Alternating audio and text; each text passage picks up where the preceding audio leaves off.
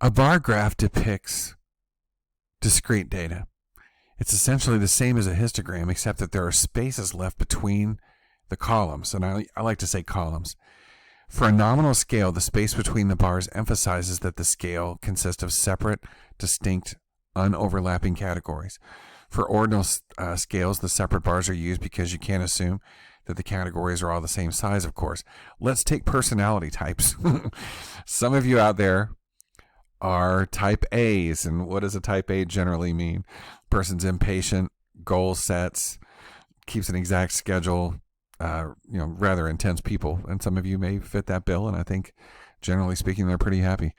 Then there are type B and C. Now from this graph, can I tell how many total people were asked about their personality type or had it measured?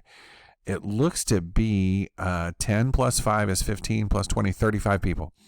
So it appears to be the case that a majority did have that type C, and a rather small fraction, 5 over 35, had the type B, and of course type A was in the middle. Now, what we would definitely have to do, given that this is a bar graph, is create spaces between those columns, and make sure it's the suggestion that we wouldn't say in a million years, in this case, that the upper real limit of type A is the lower real limit of type B. That'd be crazy. That doesn't make any sense. Or that the upper real limit of type B is the lower real limit of type C. It doesn't work that way. So I create spaces between the bars to let it be known that these are discrete entities and they don't have any overlapping values, as we would depict with a histogram in which the bars touch, suggesting they do have overlapping upper and lower real limits. So irrespective of what we're depicting, we would have bars between, spaces between those columns in a bar graph.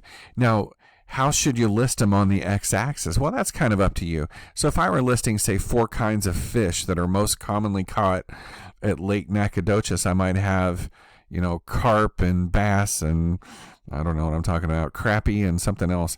Maybe there's 4 catfish.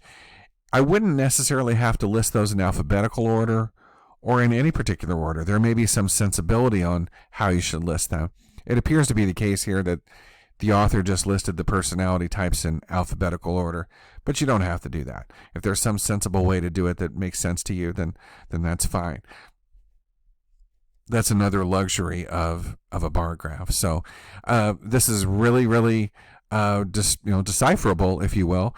I can clearly see that there were 35 respondents, and I can clearly see that type C was the predominant sort of personality type.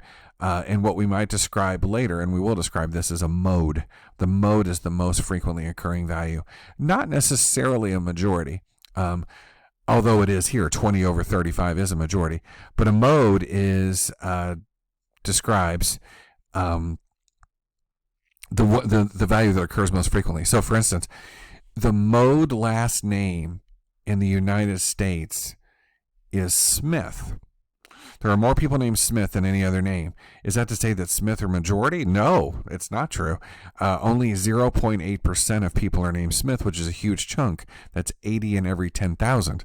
But that's the most frequently occurring last name, as is type C here for these personality types.